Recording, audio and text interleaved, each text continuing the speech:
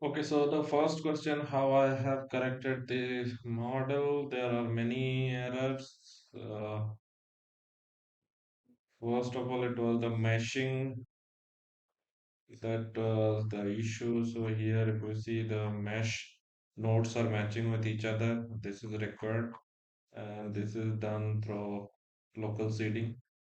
Click if you have to locally seed it, then simply use this, click on this, done, and use the constraint, click do not allow, and then in the basic give the number of elements you want.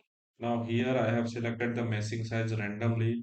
Usually the reason the main technique to select a mesh size is done based on mesh convergence study. So mesh convergence study goes like let's say if you have a model and you are meshing with a different mesh size, let's say 10 mesh, 5 mesh, then 3 mesh, 2 mesh. Likewise, you are using different mesh and you are finding out the result. So let's say for 10 I have got a displacement of 5 For 5 mesh, I have got a displacement of 4 and if I reduce the mesh size below 5 then if the result is not changing much, like it's 4 point, it's like 3.99 and if it is 2 then it is 3.98 So if you see, if I'm changing from 10 to 5 the result is changing, huge difference, 5 to 4 but if I'm changing below 5 then the result is not changing. So based on that you plot the this things like 2 3 5 10 on x-axis you take mesh size, and y-axis you take uh, on y-axis you are taking the displacement. So if I plot it, it will be like for 2 the displacement is 3.98, for 3 it is 3.99, and for 5 it is around 4 and for 10 it is around 5. So if you see, if I plot it, it goes like this. So the mesh size at which the result does not change, that is my ideal mesh size. So if you want to know about more about mesh convergence study, just click on this mesh convergence study. Once you go through it, just read it. What is mesh convergence study? You'll understand. So using this technique, you select a particular mesh size. So here the mesh size that I have used is it is 0.05. So we are working in mm. If we are working in okay, sorry, we are working in meter. So it is 0. What will be how many zero? It is 0.05 I guess. Yeah, 0.05 0.05 mesh size is used here. So you cannot use randomly right now. I have used randomly, but what you need to do, you need to perform mesh convergence study and you need to check the maximum displacement or maximum stress for each condition. So the mesh size at which the result convergence, that is your ideal mesh size.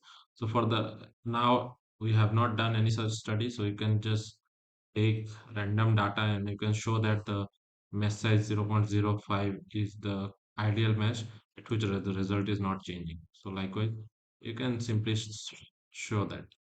And for that I have used a local seeding, because as I have told you, you need to match the mesh of the wire and the this material nodes should be matching with each other. So for that, simply click on this material, then do a local seeding with I have divided this complete circle in 26 part, and same 26 part has to be divided for the wire also. So do the same thing.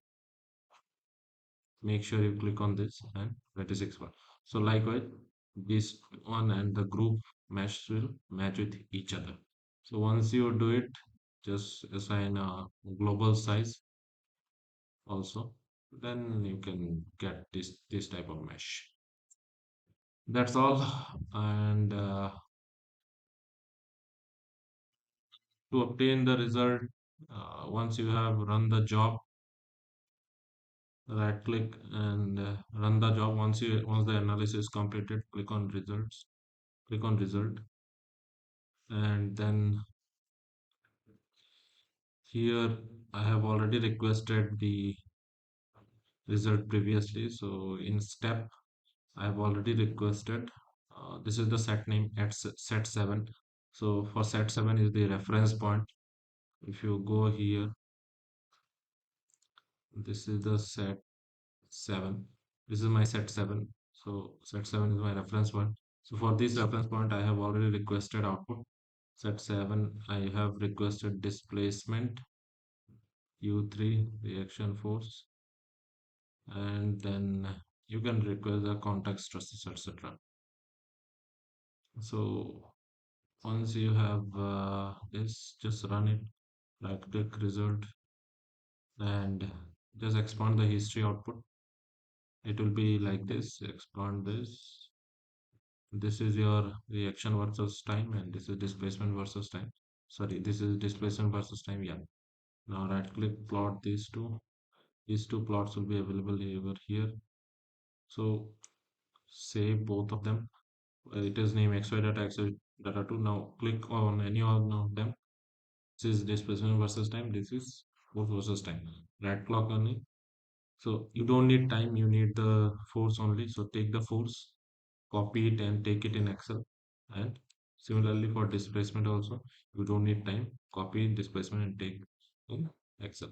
Now again, I need contact stresses. So click on ODB file, continue, and then go to unique nodal.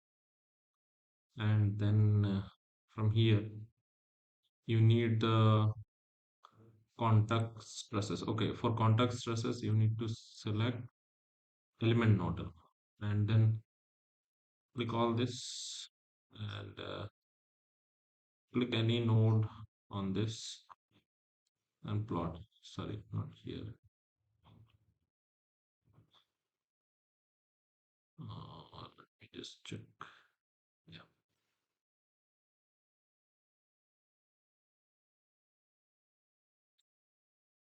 for that I'll just right click one material and I don't need this wire, so remove this and take it from here.